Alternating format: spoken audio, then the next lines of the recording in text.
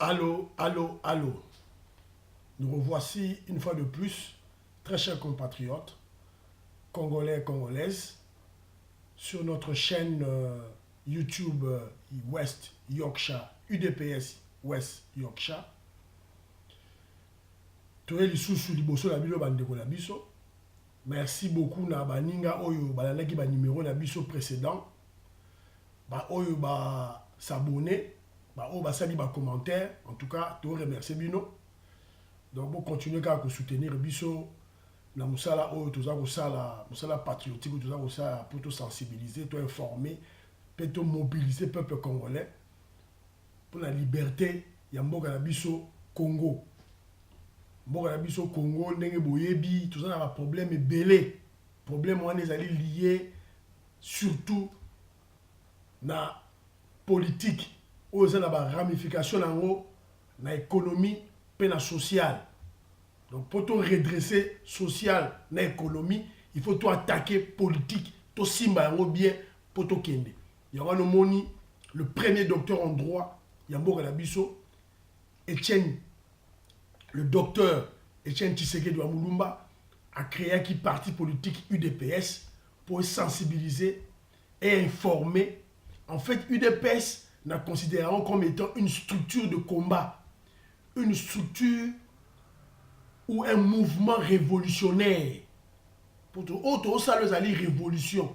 Mais biso to poni mode na biso zali pacifique, to boyi minduki. Puisque jusqu'à preuve du contraire, il n'y a aucun noir dans mon kili. Oyo, azan la compagnie c'est la minduki. La compagnie c'est la minduki c'est la mindele. Donc tant que yo so minduki po bo mande kono noir ou enrichir mundele. Donc faux débat. Alors, tout ça qui va numéro les gars qui na numéro les gars qui n'a pas ça qui bino lycée c'est moko. Mais avant, non peut ça bino moi ba sujet to lobela. To lobela moi ndambo voyage ya président Félix Tshisekedi na États-Unis. To lobela moi et logo sali polémique au déboulonné dictature et sali pe polémique. To lobela mon ndambo. To lobela pe élection ba gouverneur. Pe to lobela moi na suka moi makambo sous ozo le kalamboka na biso. On va comprendre surtout dans faire allusion à bateau on a bien à abruti à pareko oyo ennemi munene terminator ngwanda assassin azuba congolais kangi bango lizita congolais boy ko réfléchir to la tchabino pe moi ndambo biloko mukie mais na lombangu to beta lisola licc na pesa ki bino na numéro et les gars qui dans le numéro précédent na pesa bino licc moko. Pour se comprendre la situation où le Congo a un côté, ou comprendre un côté, ou couper sa solution dans le PT. Se comprendre, en tout cas, environnement politique autour d'un côté général, situation, conjoncture politique où il y a un côté, ou il y a sa solution de mon côté. La personne du lycée, c'est mon assassin moko akoti na ndako papa moko aza na bana ebele 10 enfants 15 enfants ya mikie ya ba 5 ans ya ba 2 ans ya ba 3 ans ya ba 10 ans assassin akoti ba assassin ba koti armé jusqu'au dents na ba bombe na ba mitraillette na ba grenade siko yo tata ozana na loroté ozana na défense moko te okosala nini okobundisa mutu yango to okosala nini soko abwaki grenade bana 5 ba panzani azu mitraillette abeti gagagagagaga bana bakufi so yo so oza tata malamu oza bolingo oza intelligent oza sage osala nini diplomatie ça bongo na yo diplomatie moyiba ya koyiba nini ay koyiba biloko ba TV ba biloko mke téléphone laptop radio pesa yango akende pesa yakende si moyiba nini okosala. C'est ça la situation où le Congo est allé. Il y a un président Félix Tshisekedi azali ko actionner ming diplomatie. Diplomatie, c'est très important. Bon mon les États-Unis kendaki tant que kuta ba congolais ba les États-Unis le ba ke loko moko bola na discours wana bien.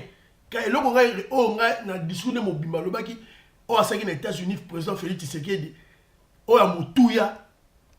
Ils allaient tant expliquer aux Congolais que na ba richesse au Congo azanango na position géostratégique au Congo azanango na ba minerai autozanango.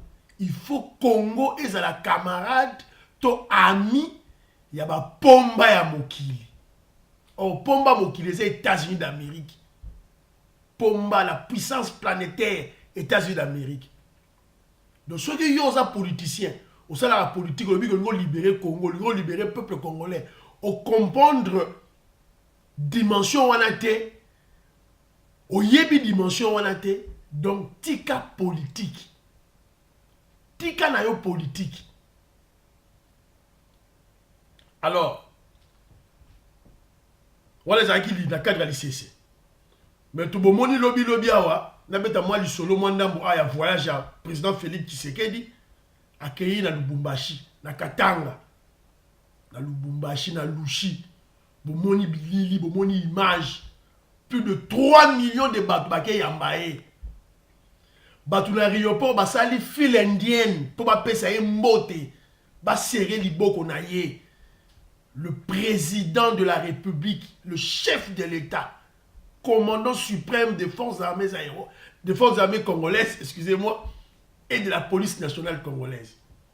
Félix Tshisekedi, Antoine, Di Fachi, Bayambiye, Boumoni. Sikoyo, dimension objet de tout exploiter ça nini. Descente qui a Félix Tshisekedi dans Lubumbashi.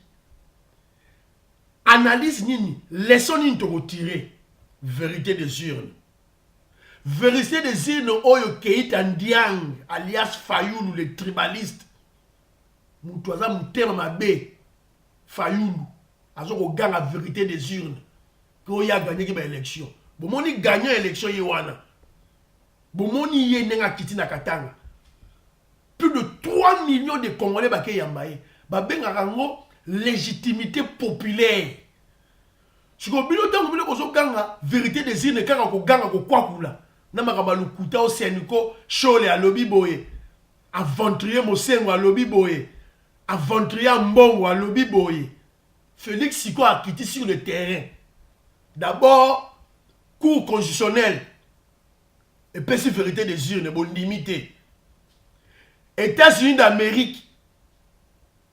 Et puis, c'est vérité des urnes, bon limité karaté. Si vous Félix Yola si a quitté sur le terrain, abandonné dans Katanga, Bomoni, plus de 3 millions de Congolais bake yambaye. Légitimité populaire. Bolo bali sous. Oh Katanga c'est Moïse Katumbi Muyibi, le pilleur. Abomisi batukuna na Katanga na ba uranium na ye, à corrompre tous les aventuriers ba faux combattants na poto a. À cause de ce tribalisme. Il y a un camarade de Jean-Pierre Bemba, le mangeur de pygmées, Mouyibi Moussous, aux vérités des urnes. Bon, mon yon, Borolé là. Et ça va le commencement. Félix Siko a quitté Siko tous les terrains, à la Tiabino Siko ok, yo, partait Fayoulou, yo, qui est un diang, les Sénégalais, yo qui nous gagnait UDPS, yo qui nous gagnait Félix Tshisekedi dans le terrain d'élection. C'est de la folie. Tu rêves. Démonstration ya mwana. Donc, binomo bomoni nenge bayambiye pa baba Katanga, kiungwa kumwanza, buya bayambiye, buyambo bayambiye, bomoni bino nyonso tout. Donc, Longonia, félicitations Félix Tshisekedi, continue toujours dans Moussala, na yonemozo sala. En tout cas, bravo. Jean-Pierre Mbikoulou, bomoni binomoro, nenge masolo leki. Donc, danger. Donc, voilà quoi. Deuxième point, dans la lobby, ils allaient du solo oyo, il y a une élection à gouverneur. Peuple congolais. Peuple congolais, ils allaient agiter. Vous allez trop agiter, pourquoi? Bah, élément nyo c'est ça na messa na bino, bah, élément nyo c'est ça na YouTube awa. Après les élections le 30 décembre. FCC azaki na député provincial belé, azaki na député national belé. Si côté bomoni ba gagner ba sénateur, ba gagner ba gouverneur. Boka moni. Buzuka moni ne komi polémique boko mo lobela. Biso na IDPS na UDPS et surprendre bisoté. Moi personnellement Kenjo Mukendi, membre simple à UDPS et surprendre ngaïté. Je savais banga bazala banga bazwa majorité na bango wana. C'est que le problème est à wapi.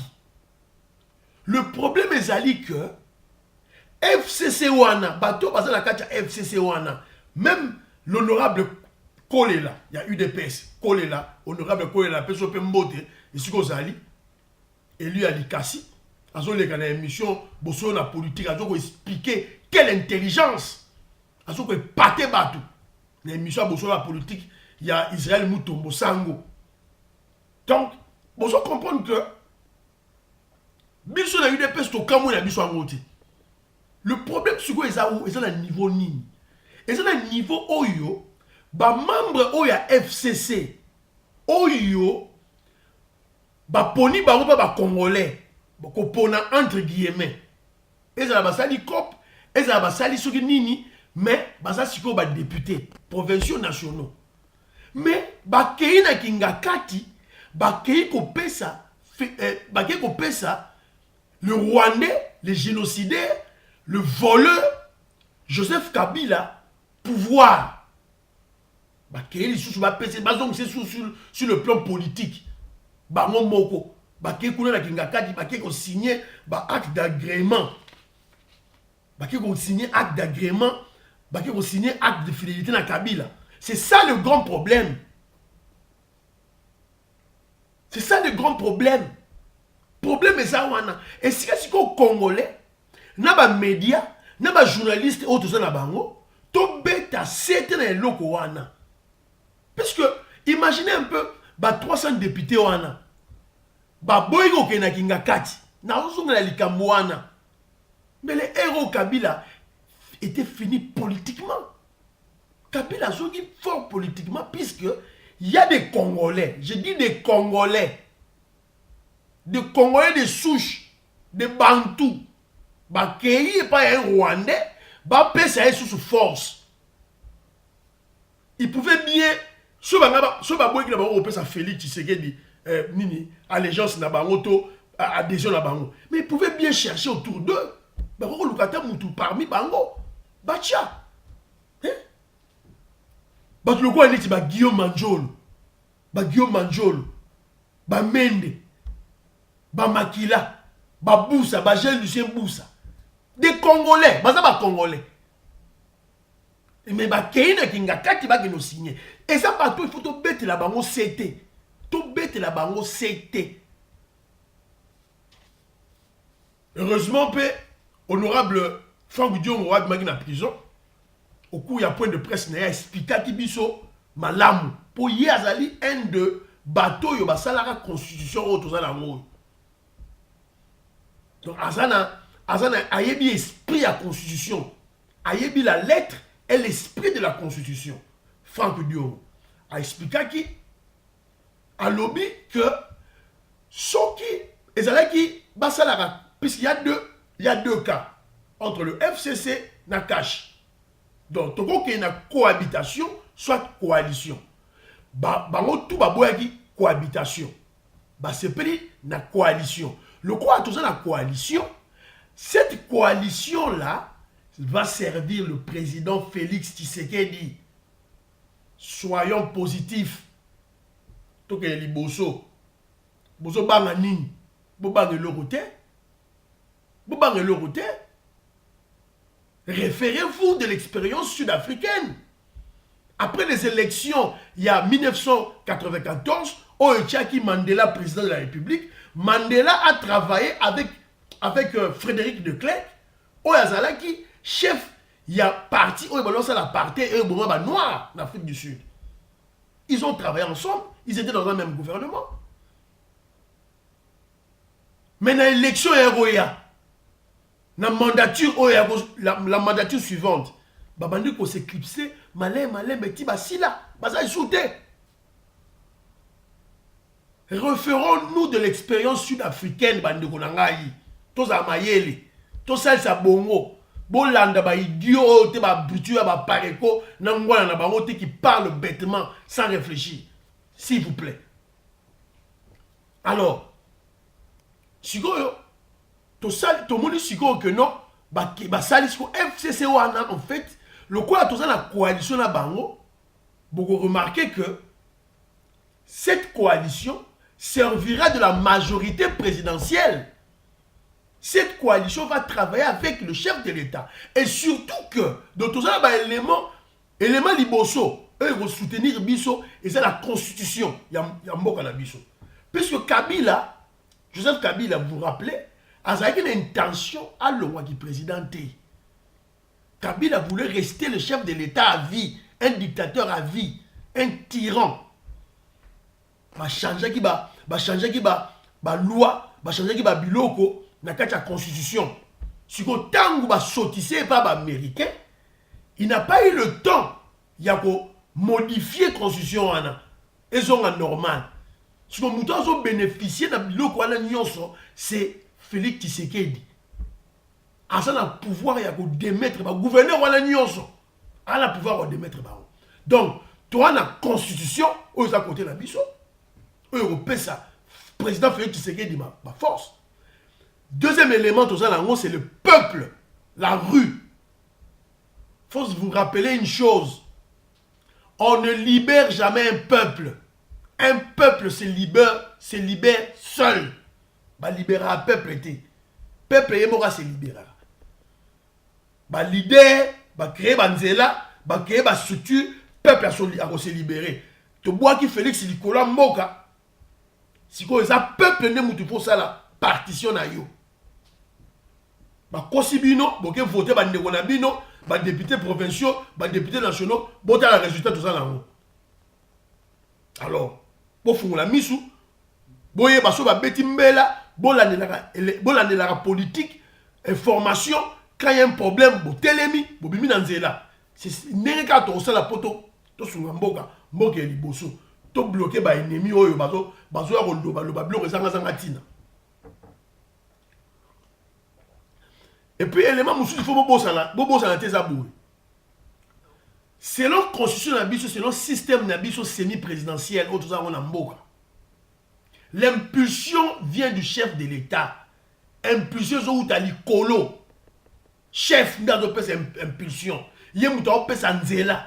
Il y a une taille nzela. Poto kende. Bino moko bomoni, l'Assemblée provinciale à Kinshasa. Monsieur Mpoyi, au hasard, président Assemblée provinciale à Kinshasa. Monsieur Yves, n'appelle son mbote, président Assemblée provinciale, il y a Kassa, il y a Mbujimaï, n'appelle son mbote, monsieur Yves. Donc, maman Christelle, n'appelle son mbote, maman Maggie, n'appelle son mbote, maître Judith Osako, n'appelle son mbote. Donc, Tangu, Monsieur Mpoyi. Pour Monsieur Mpoyi, on a le président de l'Assemblée provinciale de Kinshasa. À ça, vous avez FCC. À vous IDPST. Mais vous avez dit à Kangisi Monsieur Singhi, Roger Singhi, ancien président provincial de Kinshasa. A Yibi Mitouka l'État. A Yibi si Jeep, il y a l'État. Mitouka l'État, si ça Yibi Yango. Yo, Moussa Yo Longwe, Zong Sabilo à l'État, il y a Yibi. Monsieur Mpoyi, dans le milieu de l'Obawa, à un parquet, bah kangiye, bah retirer déjà ceux qui deux voitures et tu dit 4, je sais pas 4 ou 2 quelque chose comme ça. Bah kangiye. Mais on a FCC. Donc on comprend que impulsion au monsieur Mpoulouazoui, force au monsieur Mpoulouazoui, agent au wapi, agent au Likolo. Félix Tshisekedi aura le travail de contrôler tous ces gouverneurs. Et d'ailleurs, bah ministre aura renommé dans le gouvernement a signé bango charte ya bonne conduite. Charte ya bonne conduite. Tant yo ozana FCC ozana IDPS ou ta parti nini. Tant yo ko UNC. Didense ça. Chef à UNC na Angleterre, mbote didense ça, la personne mbote didense ça. Chef à UNC na Angleterre didense ça, besoin mbote na yo.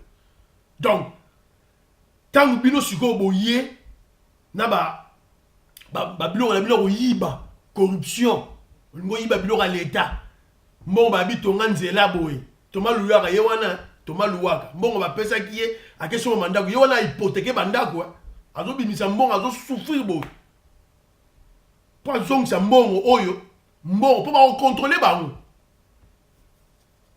Alors maman dans la tengi masola contrôle malamoko rappelé dans les États-Unis d'Amérique Fachi le président de la République o alobaki que Arosa la manche pour déboulonner la dictature. Et puis alobi a sengi aide des États-Unis d'Amérique. Donc a sengi officiellement. Il y a battre maté officiellement aux États-Unis a sengi aide à déboulonner la dictature. Dictature. Et ça les polémiques. Ça le roi net nandaku. Yo gangi. Na nini ko na ba miyibi ate. Allez, mutu moko oh ofinga muyibi, obenga muyibi. Non. Donc c'est comme ça muyibi. Tant bozo yoka FCC gangi Kengo Wadondo muyibi. Le bébé de la République depuis ya botama a soma même pas lipa. Biloko nyoso ye Kengo Wadondo azwa ngoka na mkombo l'État. Le gros bébé de la République Kengo Wadondo. Vas-tu nous foutre la paix? Hein? Azo kata sonité. Azo lobao, baza la majorité, ba commentaire moko buzoba. Tu es pas bozoba. En fait, ce n'est pas le terme déboulonner de bangisi bango. Non. Ce n'est pas le terme déboulonner de bangisi bango. Détrompez-vous.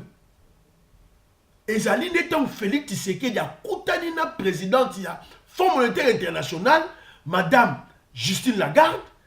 Tangu Félix a dit bango ba yo kali ba dit que non.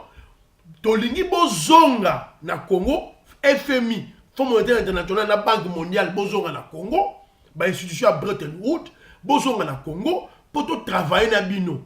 Justine Lagarde na lobby, et ça na YouTube. Et ça on interview Zali. On est bon là ba Martin Fayulu, ba Jean-Pierre Bemba ba Katumbi, ba Ngwanda ba Ventria pamba pamba. Des rêveurs, des ennemis de Congo, des tribalistes. Bon là ba Muzitu. Ba tribaliste. Hein? Bon là le logo est essentiel dans mboka na bino. Madame Justine Lagarde a lobby que avant to zonga, il faut tout ça l'audit.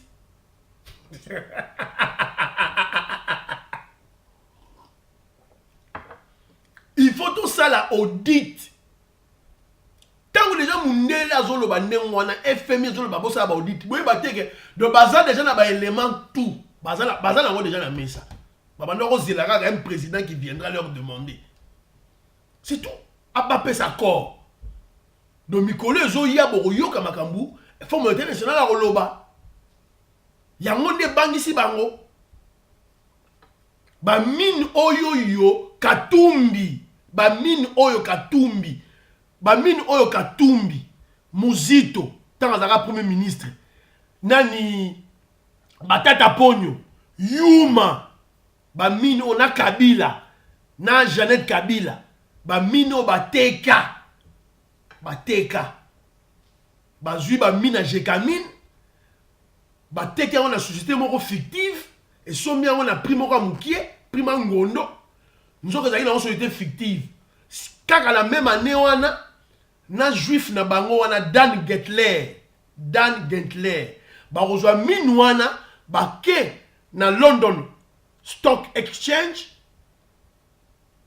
na bourse ya Londres ba ke ko teka yango bon on a peut-être une mine qui a coûté peut-être 450 millions de dollars américains bango ba ko teka yango à la même année à 5 milliards de dollars américains et il faut un bénéfice de 4 milliards 550 millions de dollars dans moins d'une année. Ba carré minier bateka. Oyo Katumbi muyibi Katumbi bateka. Naka ba Kabila ba Muzito.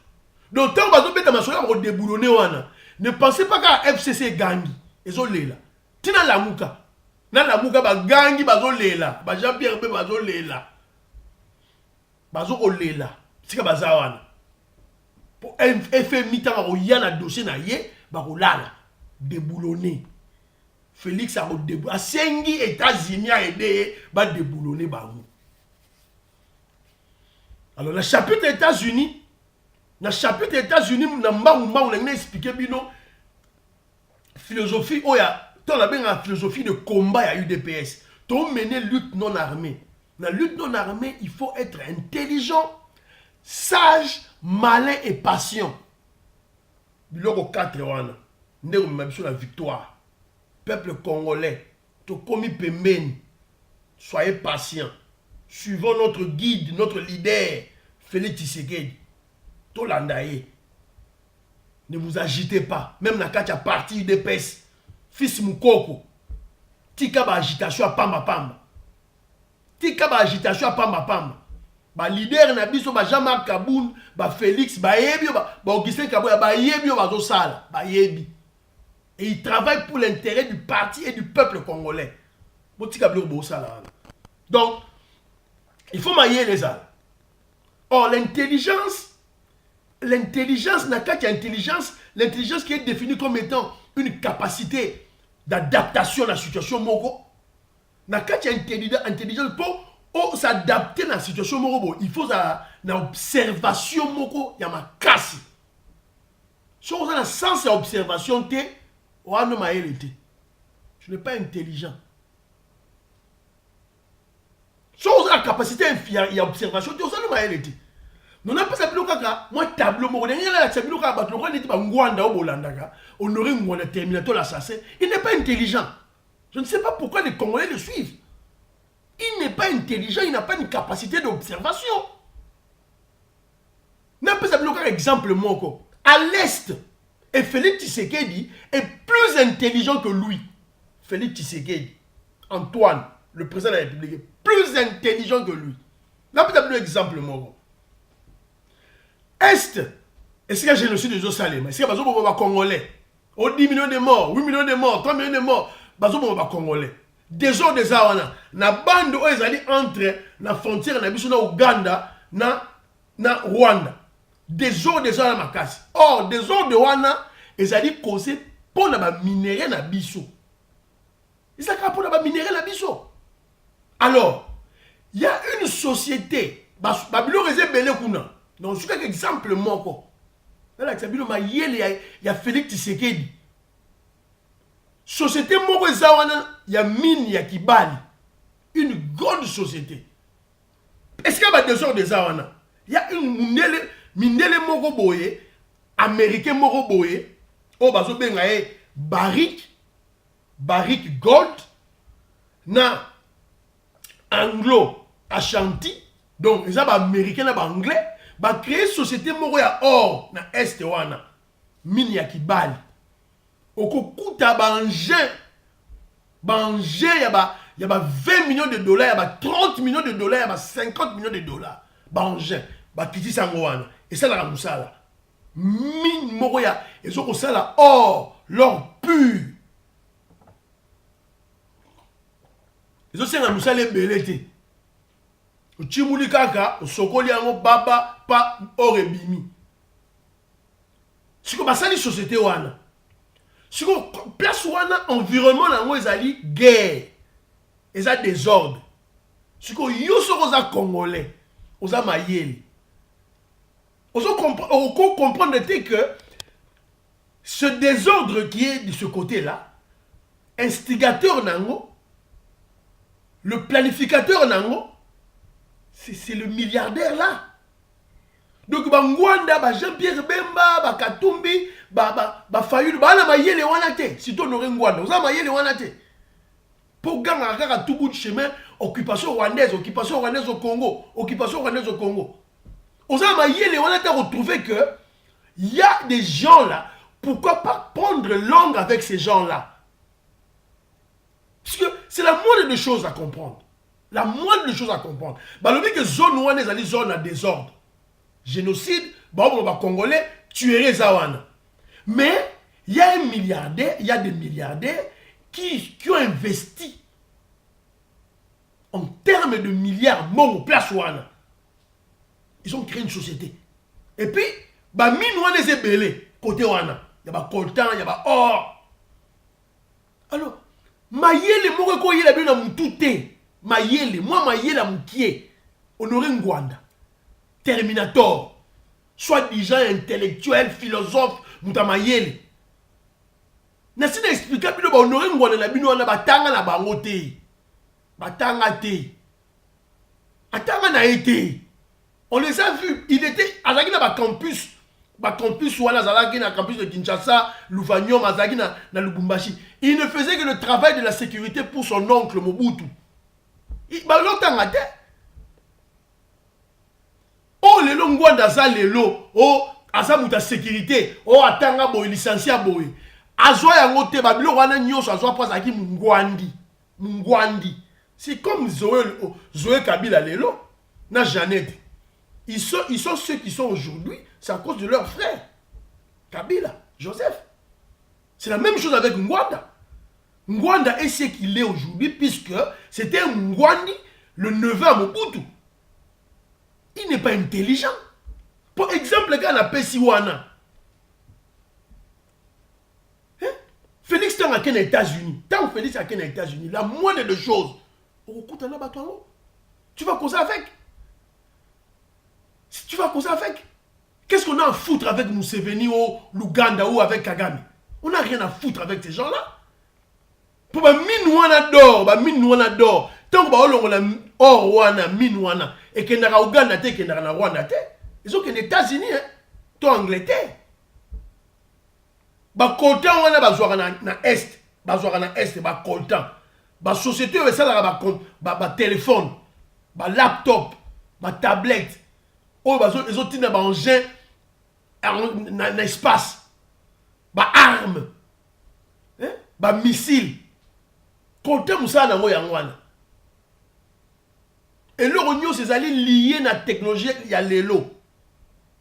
Na informatique, coltan musa na kati. Bilo ba ça wana Rwanda te, ba ça wana Uganda te. Mais pourquoi il faut qu'on finisse ça en boga na biso à tout moment? Occupation rwandaise au Congo, occupation Butumbi du Poka, occupation rwandaise. Rwanda comme une super puissance dans le monde. Babenga Ratina Kagame, ils ont même inventé des termes à la gloire de Kagame. Ils ont inventé des termes à la gloire pour glorifier, faire la promotion du Rwanda. À Pareko, honorer Rwanda. Et il n'est pas intelligent. Félix Tshisekedi est plus intelligent que Bango. Mine de rien. Et quand il est allé aux États-Unis d'Amérique, il a ciblé ma plateforme Koutanabat. Pour aussi, ça m'a ramené Congo. Sécurité dans l'Est, dans le Congo, il y a des important pour nous. Il est allé cibler. Il a vu ces gens-là. L'énergie, très important. A ciblé, a signé un contrat. C'est tout. Yo ya au ganga à la télévision. Et puis, ce fou de Ngwanda, Félix a démissionné. Si Félix a démissionné, imaginez Félix a démissionné. Si Félix a démissionné, qui sera le président? Président Sénat. Qui est le président du Sénat, Lélo? Kengwadon. Vous comprenez? Vous comprenez la stratégie? Ensuite, Félix a démissionné. Et pourtant, Nanga va poser qui Nanga dans le Conseil de sécurité. Ce que tu as annulé l'élection, élection prochaine, c'est un macan. Nanga lobby après 5 ans. Donc, Kabila a tiré la chef de l'État après 5 ans. Donc, ceux qui réfléchissent en termes des élections, Tilelo, eux qui se disent des combattants, ils ne sont pas intelligents. Pour plus, on a eu des pèses, hein. Depuis 2006, Tilelo, Félix et Kabila, le génocidaire Kabila, a tikala ko sali sa élection jamais na Congo. Mouta ko sali sa élection na Congo à solo. Ça sera en 2023. Félix Tshisekedi, le président actuel. Pour la biso, élection c'est une stratégie. Élection na Congo na te mana bota la paix Congo ango. Bomoni Congo, mboka na ngai, mboka na biso. L'élection na Congo, na DRC mboka na biso, République démocratique du Congo, et que salema ya solo sous Félix. Tu reçois Seni ya solo sous Félix. Oh, il est qui liboso, ils ont une élection. Donc, il y a un bête à ma sola élection. D'autant que vous avez ma sola élection, Fayoulou, Jean-Pierre Bemba. Vous n'avez encore rien compris du combat. Biso to kota na système électoral pour to kanga ennemi na biso le dictateur génocidaire Kabila na stratégie na ya piège na moko. Et vous allez remarquer que avant tout qu'il y ait l'élection, on crée une stratégie. Et d'ailleurs l'élection ici l'élection Kabila n'en voulait pas. Vous avez oublié. Tant que vous avez en vérité des urnes, Kabila n'a pas sa mission d'élection région par région, ville par ville, bureau de vote par bureau de vote. Non. Nanga azali nango te. Nanga azali nango te. Nanga azali na résultat kaka Shadari, c'est Shadari qui était prévu à l'écart président de la République. C'est connu de tout le monde. Nanga Kabila ne voulait pas organiser des élections. Il y a un qui machine à voter. A 10 millions d'électeurs, de faux électeurs. La stratégie était que l'UDPS a boycotté l'élection. Vous avez oublié Bobo Sani? Kabila ne voulait pas organiser des élections. Il ne voulait pas. Avec la stratégie, tout ça, c'est l'élection. Il y a la président, de fait. Le cas échéant, tant que Niki allait à Yé, imposer Yé, l'américaine, au Ayaka, imposer Yé. Élection le 23 décembre. L'élection Salemi. Acheter ma machine à voter pour boycotter l'élection. Félix Tshisekedi qui avait déjà négocié avec des Américains en amont savait déjà que il y a un président. Il fallait qu'il y ait une stratégie ou une élection pour tout le monde à Kabila. Alors si vous n'avez pas encore compris porter à dimension, c'est votre problème. Bisous, tu vas continuer lutte, tu vas continuer. Bon, mon programme à 100 jours, Félix Tshisekedi ça Moussala naï. Bientôt il y aura le gouvernement au Salema. FCC on a tous ces gens là, tous ces gouverneurs là que vous voyez là, tous ces ministres là, il y a FCC on nyonso. Barozala pour Félix. Ils vont travailler avec Félix. Ils vont écouter Félix. Toko réorganiser l'armée, la police nationale. Bon, c'est la peuple congolais, bon, c'est là. Donc, la Sukiwana, le sujet est moins belé à développer, mais il faut que ça, le sujet est pour le peuple congolais. Ni na besoin, tout et tout là. Maman jette na Paris, besoin vidéo, botala, bo partager, bo s'abonner. Flavie Mbingila na Manchester. En tout cas, merci Nero au talent qui émission pour la Yanola qui l'ICC. C'est très bien, félicitations maman. Maman Yvonne na Zimbabwe. Afrique du Sud, Karayoana, Mbote, Maman Clémence, na Bundes, Clémence Mbombo, na Bundes, donc, pour telle émission, tout là. Felizardo, ingénieur Didier, Doulman, Doudou Bidouaya, en Angleterre, na petit binomo, Mbote, partout Bitumba, na France, partout, Mbote, tout là. Donc, na Sukiwana, numéro monsieur Torosala, mais il faut la lobela batu très bien mingi na émission mobimba na démontrer bino que bolandaka Honoré Ngwanda te Terminator l'assassin, il n'est pas intelligent. Amaele te azana faculté d'observation te a repesa bino biloko mora malonga te. Et d'ailleurs c'est un illettré, un assassin, un voleur, un féticheur. Aramutoba kisi un violeur, bon va congolais belé. Oh a comment livre, on le Ngwanda comment livre il y a comment. Hein? Moi je le dit muta komi ba roman. Biloko ba ya zamenga, ba zabat, biloko ba zamenga batugezanga. Hein? Bato batanga livre ngo. Boyoka abeta li solo ya Konga Mobutu. Konga, liwa ya Konga Mobutu. C'est lui qui était le chef de la sécurité. Konga Mobutu a kufa ndenge nini? Le patriote Konga Mobutu Ngwanda yebisa biso Konga kufa ndenge nini? Konga Mobutu akufa ndenge nini? Yebisa biso. Professeur Bingoto akufa ndenge nini?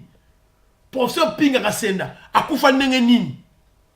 Mais mingi beta biso lisolo ndenge nini? Konga Mobutu akufa. Beta biso ngo. O beta biso ngo te. Beta biso ba masapo no pa mapam. Faut que ça bateau zo ko ça wana bisote biso ko ça bisote Bête les besoins de cela Konga Mobutu.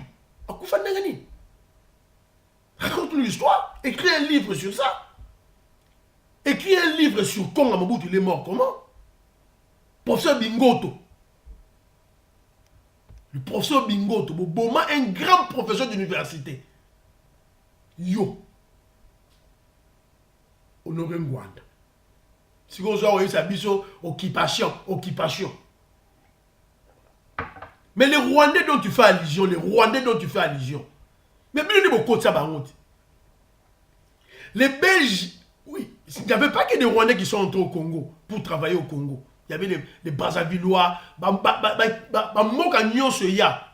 Guinéens, les Sénégalais, les Congo, même des Chinois, qui travaillaient au Congo à l'époque. Mais bateau, paie ça, Rwandais pouvoir.